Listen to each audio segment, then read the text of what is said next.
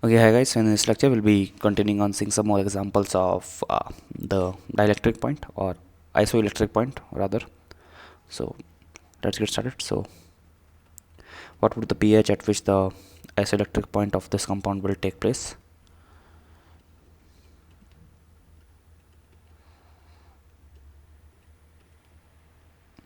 And C double bond O, OH here. So pKa for this CO2H is 4. Directly pKa of this is 9 and pKa of this is 2. So please remember that in the derivation we actually only saw one NH3 plus and CO2H, but in this case we are seeing three pKa values in which two are acids and one is amino group.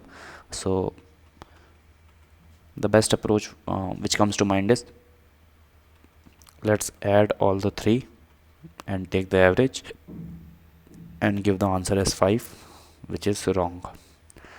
Okay, so the actual pi or pH of this compound is 3.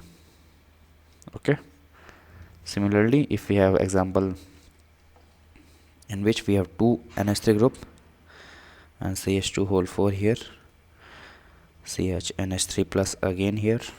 Okay, C double bond OOH here. pK given is 2, pK here is 9 and pK here is 11. So again what comes to mind is we can have the average of all the values and the answer should be something what is the answer, 22 by 3. You can guess it, but again that it is wrong and the actual pi for this is 10. Okay, so how does this happen? We'll just get to know this in few seconds. Okay, so let me write it like in acidic amino group pi is the average of two acids. Okay, so in acidic amino group pi is the average of two acids.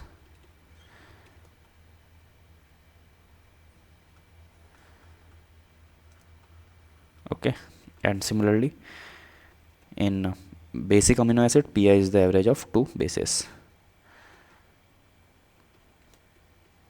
So in basic amino groups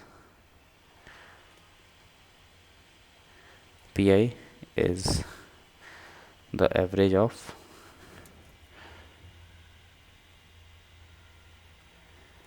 two bases. Okay, so this was acidic amino acid in which the pi would be 4 plus 2 by 3, 4 plus 2 by 2, which would be 3, because pi is calculated by the pKa1 or pKa1 of the two acid groups. In this case the amino acid was basic in nature, hence pi value will be calculated as the average of the pKa value of two bases, which is 9 plus 11 by 2, which is 10. Okay, so next let's actually have this question, as you need to give the order of pi. Okay, so first you have a glycine. Okay, then you have aspartic acid, and then you have something called lysine. So as we have discussed in the classification of amino acids that it is neutral, it is acidic, and this is basic. So based on these two statements you can guess that for calculation of pi in case of aspartic acid the pK of two acid will be lower, hence the pi of the average would also be lower. Then comes the glycine, then comes the lysine. This would be the order of pi. Okay, in lysine it's a basic, so obviously the pi would be higher of the order of 10. In acidic it was pi of the order of 3 in aspartic acid. Okay, so let's actually move on to seeing a different reaction. It's a very small concept, and we won't be delving deep into the mechanism of the reaction as of now, but I'm just writing this reaction for the sake of knowing. This is rarely asked, so we'll not be seeing this in depth. So Mervyn Pondoy Worky reaction or Worley reaction. We are using the word reduction for the time being because this reaction caters to the reduction process. This is also called MPV. Okay, we have something like this in presence of Al, OCH, Me 2 whole thrice, and the presence of secondary alcohol, we get something like this compound is reduced to OH and H. Okay, so only ketones actually undergoes MPV reduction, only ketone. Okay, just remember this. It's not that important to be remembered, but just in case. Okay, so next we'll take another topic which is known as polymerization.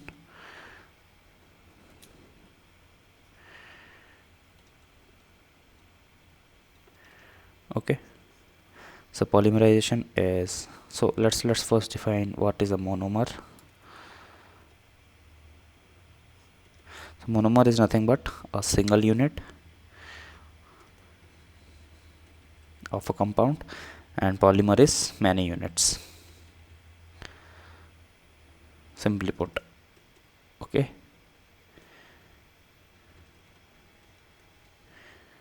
conversion of a monomer into a polymer is known as polymerization. Okay, so conversion of monomer into polymer is known as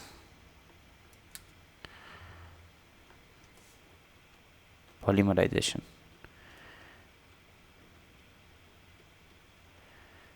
Okay, so in the next lecture we'll be seeing the classification of polymer into two categories, and then we'll be seeing some more examples on the reaction of polymer to make itself into a, or rather a reaction of monomer to make itself into a polymer. Okay, so with this we come to an end of this lecture.